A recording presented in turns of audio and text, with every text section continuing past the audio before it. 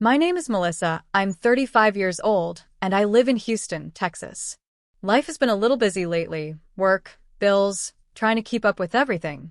But on this very ordinary afternoon, something happened to me that I will never forget. Something that started as a simple trip to the store for a few fruits, but turned into one of the most heartbreaking encounters of my life. Before I tell you exactly what happened, let me ask you this. Where are you watching this story from? Canada? The United States? Or maybe somewhere else? I always like to know because no matter where you are, I believe stories like this connect all of us. They remind us of the importance of kindness, of empathy, and of remembering that the people we once knew may be fighting battles we could never imagine.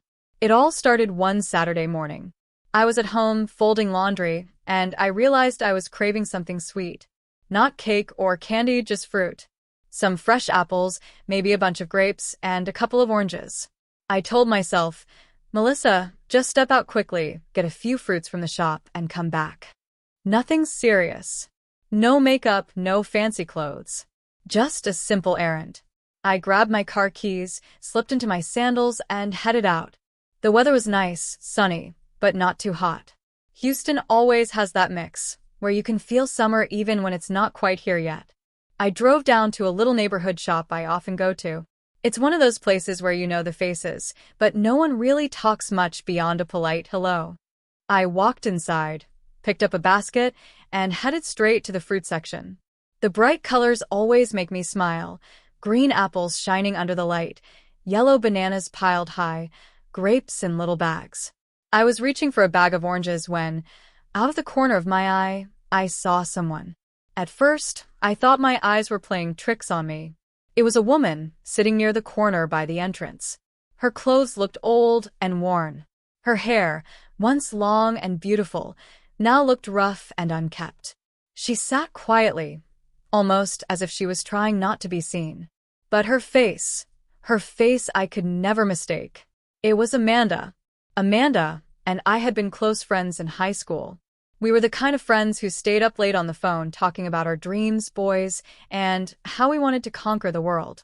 Amanda was smart, full of life, and had the brightest smile. But what I was looking at now was not the Amanda I remembered. My chest tightened. My heart started to beat fast. I stood there, frozen, clutching the bag of oranges. Amanda was thinner than I remembered, her cheeks hollow, her eyes tired. It was very sad, seeing her in such an ugly situation. She looked like life had knocked her down so hard that she could barely get up again. I didn't know whether to walk up to her right away or pretend I didn't see her. But before I could decide, her eyes lifted. And when she saw me, I swear time stopped. "Melissa," she whispered, her voice shaky. I swallowed hard. "Amanda, is that really you?" She nodded slowly, tears filling her eyes. And in that moment, I knew I couldn't just walk away. I couldn't just let her sit there, broken, while I picked fruit and went back home like nothing happened. I walked over, crouched down beside her, and gently placed my hand on her shoulder. "Come with me," I said softly. "Let's go sit in my car. Please." She hesitated, as if ashamed, but then she nodded. I helped her up, and she clung to me like someone holding on to the last bit of strength they had left.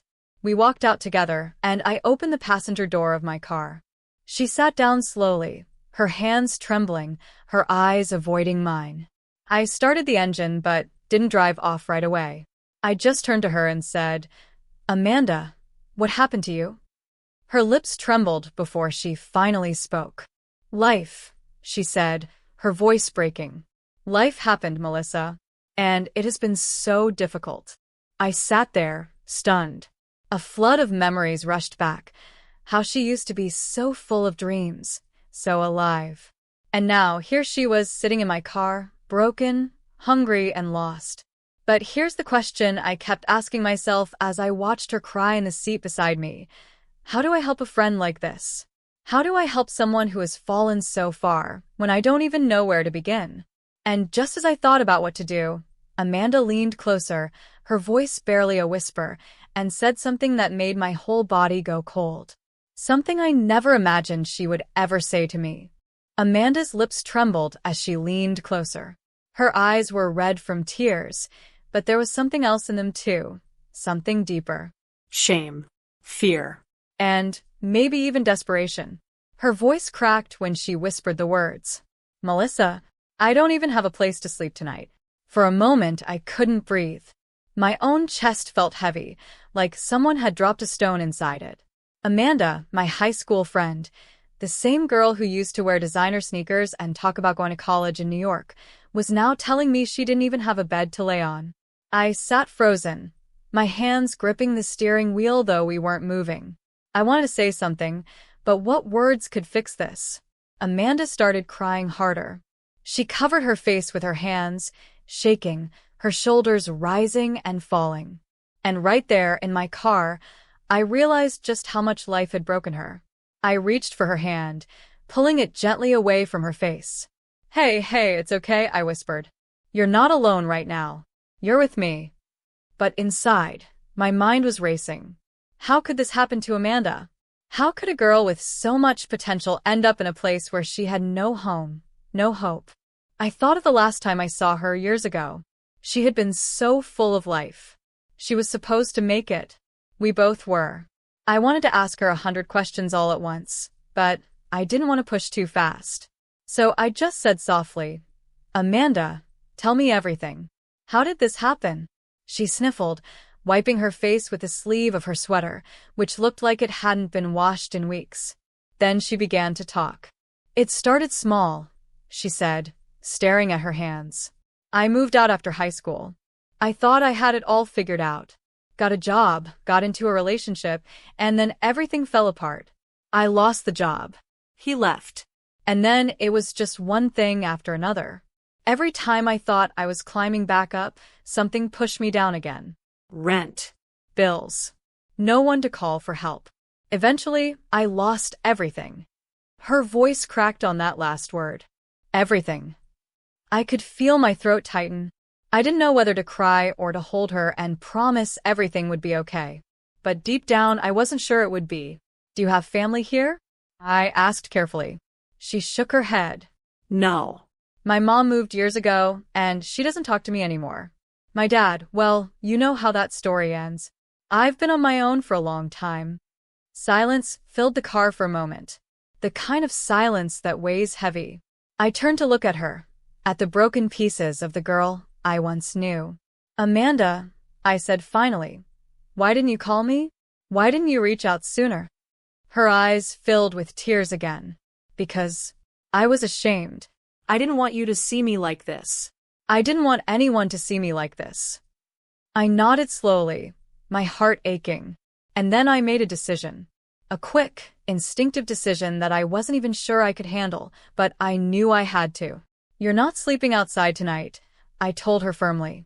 Not as long as I have a home. Amanda's eyes widened, almost in disbelief. Melissa, you don't have to. Yes, I do. I cut in, my voice strong. You're my friend, and friends don't let each other suffer like this. I started the car and pulled out of the parking lot. My mind was racing, my heart pounding. I had no idea how this was going to play out, but I knew one thing for sure. Tonight, Amanda would not be left alone. As we drove toward my house, she sat quietly, staring out the window. I could see her reflection in the glass, the sadness etched into her face. I wanted to reach over and hold her, but I kept my focus on the road. When we finally pulled into my driveway, I parked the car and turned to her. We're here, I said gently. She looked at me, her eyes glistening. Melissa, are you sure about this? I smiled faintly. I've never been more sure. We got out, walked to the front door, and I let her inside. But the moment we stepped in, I felt something strange. The air in the house didn't feel right. It was too still, too heavy. And then, from the living room, I heard a noise. A faint rustling sound, like someone or something was inside. I froze. Amanda froze. We looked at each other, fear flashing in both our eyes. Melissa, she whispered, her voice trembling. Is someone in your house? My heart dropped. I reached for my phone, my hand shaking. This wasn't just about helping a friend anymore. Something else was happening, something I didn't see coming. The sound came again. A faint shuffle, like footsteps on the wooden floor of my living room. My whole body tensed. Amanda gripped my arm so tightly that her nails dug into my skin. "Melissa," she whispered, barely able to speak. "What if it's someone dangerous?" My heart pounded in my chest like a drum. My mind was screaming 1,000 things at once. Should I run outside and call for help? Should I confront whoever it was? Or should I quietly check, praying it was nothing?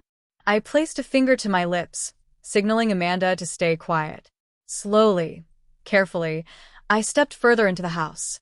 The lights were off in the living room, shadows stretching across the floor. My breathing grew shallow, my ears straining to catch every sound. And then I saw it. A figure moved in the corner of the room. For a moment, fear paralyzed me. The outline was clear. A person, crouched low, as if trying not to be seen. I felt Amanda's grip on my arm tighten even more. She was trembling. "Who's there?" I demanded, my voice shaking but loud enough to fill the room. The figure froze. Then, slowly, they stood up. And when the light from the hallway fell across their face, my mouth dropped open. It wasn't a stranger. It wasn't a thief. It was a boy barely older than a teenager. His clothes were torn, his hair messy, his eyes wide with fear. "Please," he stammered, his hands raised. "Don't call the cops. I'm not here to hurt you." Amanda gasped softly. I took a cautious step closer. "Then what are you doing in my house?" I asked, my voice stern now. He swallowed hard, his eyes darting between me and Amanda. I was just looking for food. I haven't eaten in 2 days. I saw your house, the lights off, the door, it wasn't locked. I swear, I wasn't going to steal anything big. Just food." For a second, the fear inside me shifted. My anger softened. He looked so young, so lost. Just like Amanda. Amanda spoke up suddenly, her voice shaky, but full of something I hadn't heard in her tone all day. Understanding. "Melissa, he's like me," she whispered. "He's just trying to survive." I turned to her, and the way she looked at the boy told me she meant it. She saw herself in him. The boy lowered his head, ashamed. "I'll leave," he said quickly. "Just don't call the police. Please. I'll go right now." I stood there, frozen between two worlds. One part of me wanted to yell, to throw him out, to call the police and make sure he never stepped foot in my house again. But another part of me, the part that had just promised Amanda she wouldn't be alone tonight, couldn't ignore the boy's pain. I took a deep breath. "Sit down," I said firmly. He looked at me, shocked. "What?" "Sit down," I repeated. "If you're hungry, you'll eat. But you're not leaving until I understand who you are and how you ended up in my house." Amanda turned to me, her eyes wide. "Melissa, are you sure?" I nodded slowly, my heart still pounding. Yes. "I need answers." The boy hesitated, then sank onto the edge of the couch. He looked exhausted, like the weight of the world was crushing him. I walked into the kitchen, grabbed some leftover food, and placed it in front of him. He devoured it like he hadn't seen food in weeks. As he ate, Amanda and I exchanged glances. This night had taken a turn I never expected. I thought I was just bringing my old friend home to help her. But now, there was another lost soul sitting in my living room. And something deep in my gut told me this boy's story was going to change everything. Just as he finished the last bite, he looked up at me with tears in his eyes and said, "My name is Daniel, and if I tell you the truth about how I ended up here, you might never look at me the same way again." The room went quiet after Daniel's words. Amanda shifted uncomfortably on the couch beside him, and I just stood there, staring at this boy who had broken into my home, yet somehow looked more broken than dangerous. His voice was shaky, but his eyes, those tired, desperate eyes, were steady. "If I tell you everything, you'll probably hate me. But I'm tired of running. I'm tired of lying." Amanda leaned forward, whispering gently, "Daniel, you can tell us. Sometimes sharing your truth is the only way to find peace." Her words hit me hard. Here was Amanda, the same woman who just hours ago admitted she had no place to sleep, now comforting someone else who was lost. It was strange, almost like pain recognized pain. I sat down across from them, folding my arms, my heartbeat still uneasy. Daniel, I said carefully, you're already in my house. You've already scared me and Amanda half to death. If you've got something to say, then say it. Start from the beginning. He nodded slowly, his hands fidgeting with the hem of his torn shirt. I used to have a normal life, he began. A family, school, even friends. But then my dad left. My mom tried to keep things together, but she got sick. Cancer. She couldn't work. And the bills just kept piling up. He stopped, his voice cracking. Amanda reached over and touched his arm gently, her eyes glistening. I tried to help, Daniel continued. I got a part-time job after school, but it wasn't enough. I started skipping classes, working late, doing anything to get money. And then one night, I met some guys who said they could help me earn fast. I was stupid enough to believe them. I felt my stomach twist. What kind of guys? I asked, my voice sharper now. Daniel hesitated, his eyes dropping to the floor. They weren't good people. They dealt with things. Illegal things. At first, I just carried packages for them. I didn't ask questions. But soon, I knew exactly what it was. Drugs. And once I was in, I couldn't get out. They made sure of that. Amanda gasped. My hands clenched into fists. A part of me wanted to stand up and shout at him. But another part of me remembered the way he had been eating earlier, like he hadn't had a meal in forever. So you're saying, I said carefully, you ended up in my house because you're running from them? He nodded quickly, tears spilling down his face. Yes. They gave me something to deliver 2 nights ago. I panicked. I threw it away. Now they're after me. I've been hiding in abandoned buildings, sleeping on the streets. Tonight, I was just hungry. I swear, I wasn't going to hurt you. I just needed food. I don't know what to do anymore. The air felt heavy. Amanda sat frozen beside him, her lips trembling. I leaned back in my chair, my mind spinning. On one side, I had Amanda, who had fallen on hard times because life kept knocking her down. On the other, I had Daniel, a boy caught in something darker, something that could put all of us in danger. And here they both were, sitting in my living room, broken, desperate, and looking to me for answers. Melissa, Amanda finally whispered, her voice trembling. We can't turn our backs on him. You didn't turn your back on me. Please don't turn your back on him. Her words cut through me. Because she was right. But helping Amanda was one thing. Helping Daniel was something entirely different. He wasn't just homeless. He was running from criminals. Dangerous people. And if they found him here, I swallowed hard. Daniel, I said slowly, do they know who you are? Do they know where you live? He hesitated, then nodded. Yes. They know everything. And if they find me here, you'll both be in danger too. Amanda's face went pale. I felt my stomach drop. Suddenly, the walls of my home no longer felt safe. I stood up, pacing the room, my hands shaking. How did I go from running to the shop for fruit to standing in my house with not one, but 2 broken lives depending on me, and the threat of dangerous people possibly coming after us? I turned back to Daniel, my voice stern. Then we don't have much time. If what you're saying is true, they could already be looking for you. And if they come here... Before I could finish my sentence, the sound of a car pulling into my driveway made all 3 of us freeze. Headlights flashed across the curtains. Amanda's eyes widened in fear. Daniel went completely still, his face draining of color. Melissa, he whispered hoarsely. It's them. They found me. The sound of the car outside sent chills down my spine. The headlights cut through the curtains like sharp blades, throwing shadows across the room. None of us moved. The silence was thick, broken only by the hum of the engine outside. Amanda clutched my arm, her whole body trembling. Melissa, she whispered, her voice barely audible. What do we do? Daniel's face had gone pale, his breathing shallow. It's them, he repeated, his voice hoarse. I know that car. They've been looking for me. I swallowed hard, my heart hammering so loud I was sure they could hear it from outside. My instinct screamed at me to protect my home, to protect Amanda, to protect myself. But now, There was also Daniel, this boy whose mistakes had dragged danger right to my doorstep. The sound of car doors opening echoed outside. More than one. Heavy footsteps crunched against the gravel of my driveway. Amanda's grip tightened. "Melissa, please tell me you locked the door." I rushed to check. The deadbolt was in place. Thank God. I pressed my ear against the wood, straining to hear. Muffled voices. Men's voices. Deep. Rough. One of them laughed, a cold, humorless sound that made my stomach twist.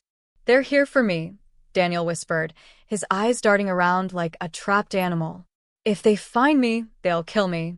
And if they know you helped me, they'll hurt you too."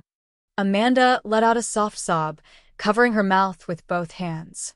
I turned back to Daniel, anger and fear colliding inside me. "You should have told me all of this before I let you sit in my house," I hissed. "I didn't want to drag you into it," he shot back, his voice breaking. "I just needed food." I didn't know they'd find me this fast. The footsteps grew closer, right up to my porch. A loud knock shook the door, making all of us jump. Bang, bang, bang. "Open up," a voice growled. Amanda gasped, tears spilling down her face. Daniel pressed his back against the wall, frozen in terror. I stood in the middle of my living room, my mind racing 1,000 miles a minute.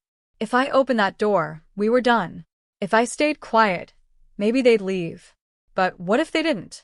What if they forced their way inside? Another bang shook the door. "We know he's in there," the voice thundered. Amanda whispered frantically. "Melissa, please don't open it. Please." I looked at Daniel. He was shaking, sweat dripping down his forehead. His lips moved soundlessly, like he was praying. And then, suddenly, the knocking stopped. Silence. For a moment, I thought maybe they had given up. Maybe they were walking away. But then, through the window, I saw a shadow move. One of them was circling the house. My blood ran cold. They weren't leaving. They were checking for another way in. I ran to the back door, double-checking the lock, then to the windows. Amanda followed close behind, whispering prayers under her breath. Daniel stayed in the corner, frozen, his chest rising and falling fast. Then came another sound, this time from the back of the house. The rattle of a doorknob. Amanda screamed softly, her hands flying to her mouth. "They're trying to break in," I whispered, my voice shaking. I grabbed my phone with trembling hands and dialed 911. My voice was low but urgent as I explained the situation, begging them to send help fast. The operator promised someone was on the way. But deep down, I knew it wouldn't be fast enough. The men outside were determined. And it was only a matter of minutes before one of those doors gave way. Amanda clung to me, her body trembling. "Melissa, what if they get in before the police come?" Before I could answer, glass shattered from the back of the house. Someone was inside. The sharp sound of breaking glass ripped through the silence, like a knife. Amanda let out a scream and buried her face into my shoulder. My hands shook so badly that I almost dropped my phone. "They're inside," I whispered, my voice barely holding steady. Daniel's face went pale as chalk. He pressed his back against the wall, eyes wide, chest heaving like he couldn't catch his breath. "They'll kill me," he whispered. "If they see me, I'm dead." I wanted to yell at him for bringing this nightmare to my door, but there was no time. Heavy footsteps echoed down the back hallway. The sound of broken glass crunching under boots made every hair on my body stand on end. Amanda clutched me tighter. "Melissa, what do we do?" My instincts kicked in. I grabbed Amanda's hand and pulled her toward the staircase. "Upstairs. Now." "Quiet." Daniel scrambled after us, his feet stumbling over the carpet. We climbed the stairs as quickly as we could, my heart pounding like a drum inside my chest. Every creak of the floor felt like it was giving us away. Behind us, the footsteps grew louder. They were moving through my kitchen now. Searching. We reached the top of the stairs. I pulled Amanda and Daniel into my bedroom, shutting the door softly but firmly. My hands fumbled with the lock, twisting it until I heard the soft click. The three of us stood there, frozen in the dark. My breathing was so loud in my ears it felt like thunder. Amanda collapsed onto the floor, hugging her knees, rocking back and forth as tears streamed down her face. Daniel pressed his back against the door, as if his thin frame could somehow hold it shut. Then came the voice. Deep. Cold. Terrifying. Daniel. It echoed through the house, low and drawn out. Daniel, we know you're here. You can't hide. Come out and make this easy. Amanda whimpered, pressing her face into her knees. I reached for her hand, trying to calm her, even though I was barely holding myself together. Daniel's whole body shook against the door. His eyes met mine, and for the first time since I'd met him, I saw real fear, not just for himself, but for us too. They'll hurt you, he whispered. If they find me here, they'll hurt all of us. I should just go out there. No, Amanda hissed, her voice shaking but firm. Don't you dare. You'll get yourself killed. They'll kill you too if I don't, he shot back. I stepped forward, grabbing his arm. Daniel, listen to me. You are not leaving this room. Do you hear me? We are going to survive this. Together. Another crash rang out downstairs. A door slammed against the wall. More footsteps. Closer now. They were checking each room, one by one. The three of us held our breath as the sound of boots moved across the hallway below us. Then, silence. Amanda's hands squeezed mine so tightly that my fingers went numb. Daniel's back pressed harder against the door, sweat dripping down his face. And then, thud. A single heavy knock on my bedroom door. All three of us jumped. Another thud, louder this time. Daniel, the voice growled, right outside. We know you're in there. Open this door, or we'll open it for you. Amanda began to sob quietly, shaking against me. Daniel looked like he might faint. My own body went numb, but I forced myself to stay upright, forced myself to stay strong. I grabbed my phone again, my voice trembling as I whispered into the line. Where are the police? Please, they're here. They're inside. The operator's calm voice replied, Officers are on their way. Stay hidden. Do not open the door. But the men outside didn't sound like they were going to wait. The doorknob rattled violently. Then came the pounding of fists. Bang. Bang. Bang. The whole door shook. Amanda screamed. Daniel pressed harder, but it was clear the lock wouldn't hold for long. And then, just as the door looked like it might splinter, a sound outside the house pierced through the chaos. Sirens. Blazing loud. Growing closer. The men cursed under their breath. Their footsteps thundered down the hallway, then back down the stairs. The front door slammed, followed by the roar of an engine peeling out of my driveway. We stayed frozen in place, the sound of the sirens filling the night until finally, the flashing red and blue lights appeared outside my window. Amanda collapsed into sobs. Daniel slid down the door, his face buried in his hands. And I just stood there, shaking, unable to believe we were still alive. But as relief washed over me, another thought crept into my mind. The men hadn't gotten Daniel tonight, but they weren't finished. And now, because of him, they knew exactly where I lived.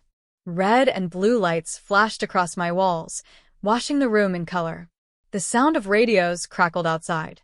Amanda clung to me, trembling, while Daniel sat against the door, his face pale, his chest rising and falling as if he'd just run a marathon. Melissa, Amanda whispered. They're gone, right? I hesitated. The house was silent now, but the silence didn't feel safe. It felt like a trap waiting to close. Stay here, I whispered, squeezing her hand. I unlocked the bedroom door and slowly opened it, my heart pounding. The hallway was empty. The footsteps, the threats, the pounding, it was all gone. But the broken glass downstairs told me this wasn't a dream. It had been real. Very real. Houston Police Department. Is anyone inside? A voice boomed from downstairs. Relief flooded me. Up here, I shouted back, my voice cracking.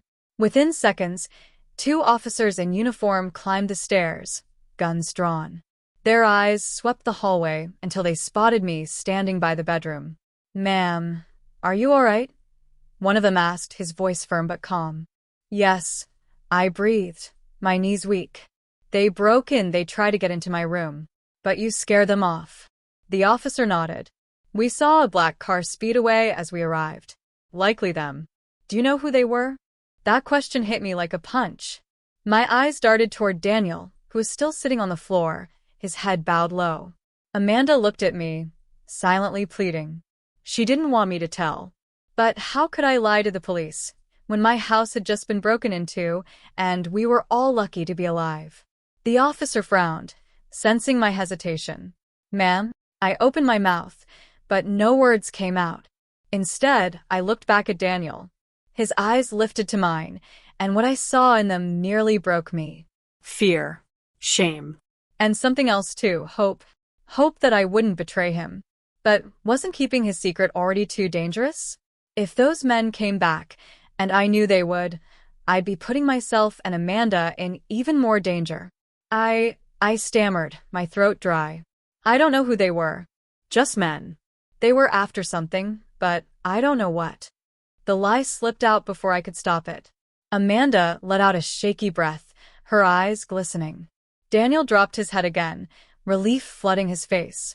The officer nodded slowly, jotting something down in his notebook. All right. We'll have a patrol car circle the area tonight in case they return. But ma'am, you need to be careful. These men weren't just looking to steal. They were after someone. I forced a weak nod. I understand. The officer stayed a few minutes longer, checking the house, then finally left. The flashing lights disappeared down the street, leaving us in the quiet darkness again. Amanda sank onto the couch, hugging a pillow, her body still trembling. Melissa, you didn't tell them. I sat across from her, burying my face in my hands. I don't even know why. Maybe because I looked at him and saw a scared kid, not a criminal. Daniel finally spoke, his voice hoarse. Thank you. If you told them, I'd already be gone. They wouldn't have protected me. They would have handed me over. And then those men, they'd make sure I never breathed again.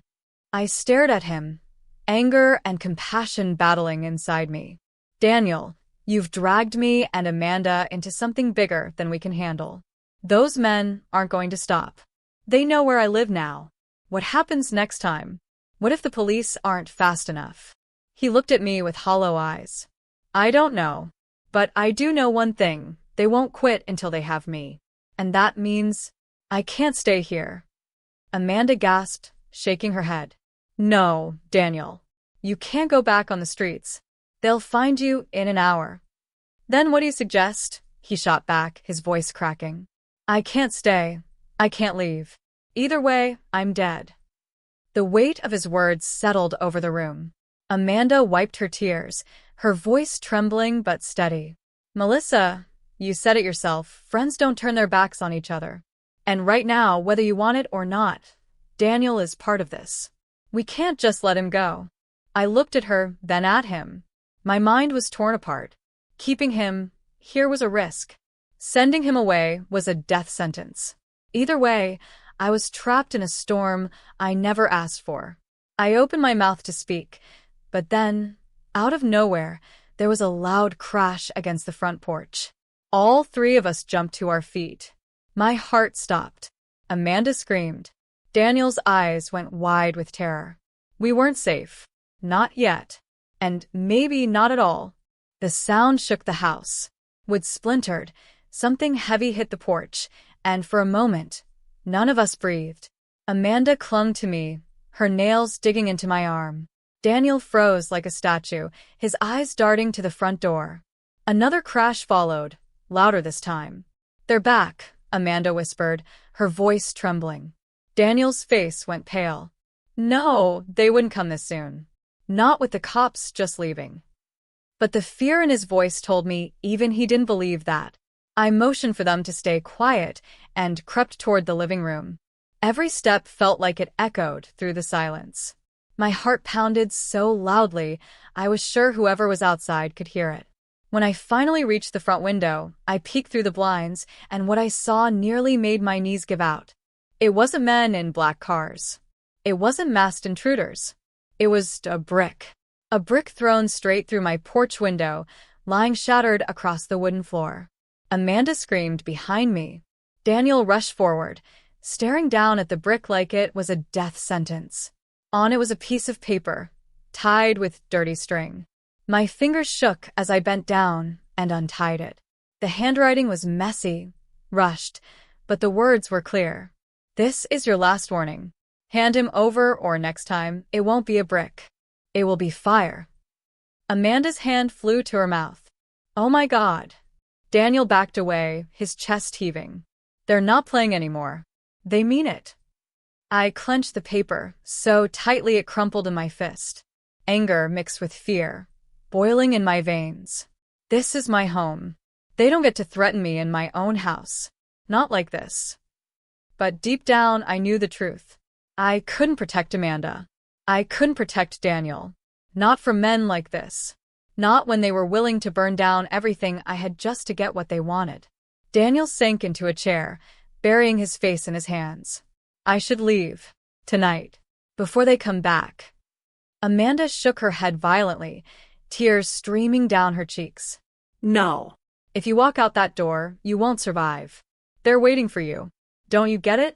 That's what they want. He didn't answer. He just sat there, shaking, trapped between two impossible choices.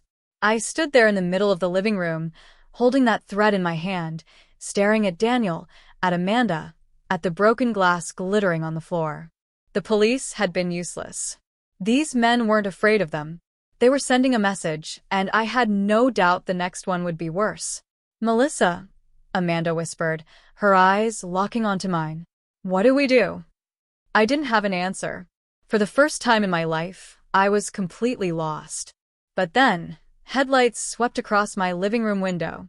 A car pulled up slowly outside. And my blood froze. Because this wasn't the police. It was them. The headlights beamed through the curtains, cutting sharp lines of light across my living room wall. Amanda gripped my arm so tightly my skin burned. Daniel's breathing grew shallow, fast, like he was preparing for the end. The car engine idled outside, low and heavy, the kind of sound that made your bones rattle. They found me, Daniel whispered, his voice breaking. This is it. Don't say that. Amanda snapped, though her voice trembled. We're not letting them take you. I swallowed hard, peeking through the blinds just enough to catch a glimpse. A black SUV sat parked at the curb, its tinted windows hiding whoever was inside. The engine cut off. The silence that followed was worse than the sound. The back door opened. A man stepped out, tall, broad-shouldered, wearing a dark coat that reached his knees. He moved with a calmness that scared me more than anger ever could. Another man followed, then another. 3 in total. They didn't storm the house. They didn't shout. They just stood there, side by side, staring at my front door like they already owned it. Amanda whimpered. Daniel's face turned ghost white. They're not here to talk, Daniel muttered. They're here to finish it. I clenched my fists, my heart pounding so hard I thought it might burst. My house, my safe place, was a target. And the only thing standing between us and those men was a flimsy locked door. Upstairs, I whispered. Now. We crept up the staircase, every step creaking under our weight.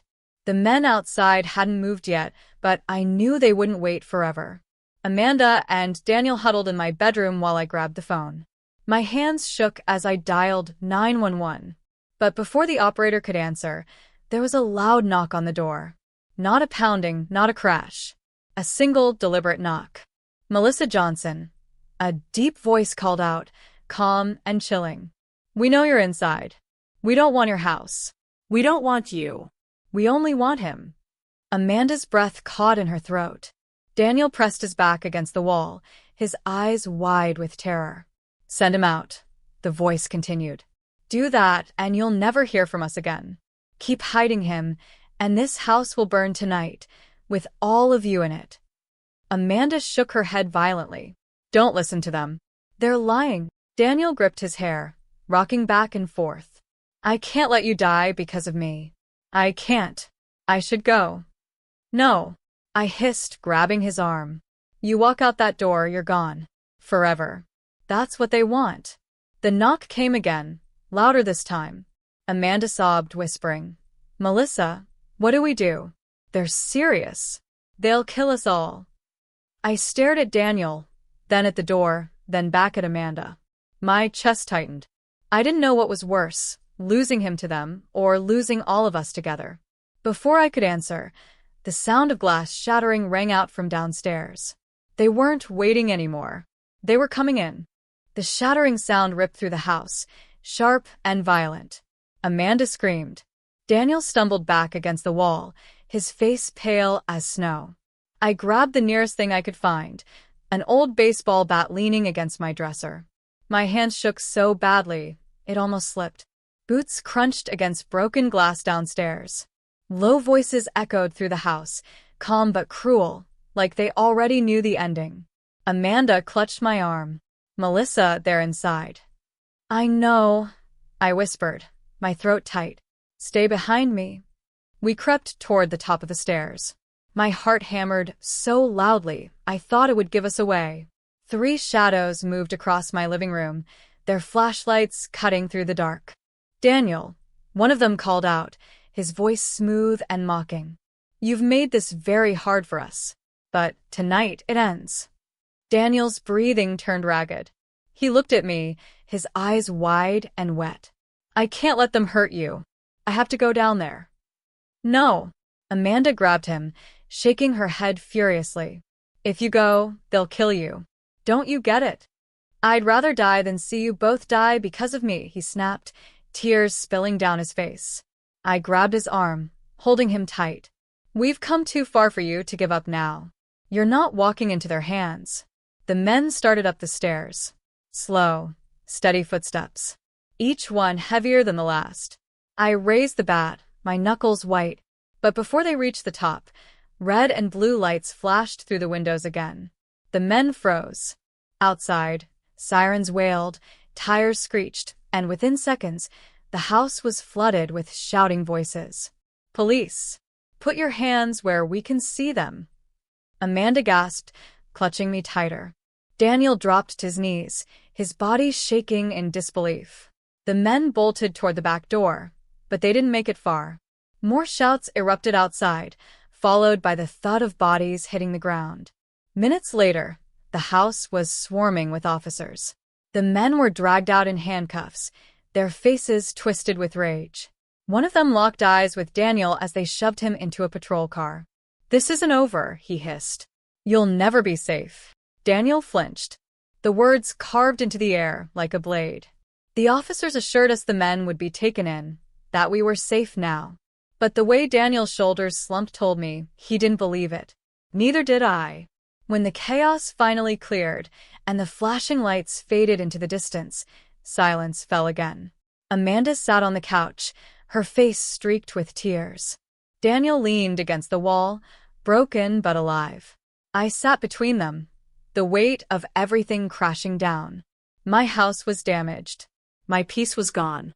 And my life was no longer simple. It was tied to Daniel, to his secrets, to his enemies. Amanda whispered, her voice soft but firm. Melissa, what happens now? I looked at her, then at Daniel. His eyes searched mine, desperate and afraid. I don't know, I admitted, my voice trembling. But I do know this walking away isn't an option anymore. If we want to survive, we stick together. Amanda nodded, gripping my hand. Daniel lowered his head, tears dripping onto the floor. And as the night dragged on, one truth lingered heavy in the room. Helping a friend had pulled me into a world I wasn't ready for. But now, there was no turning back.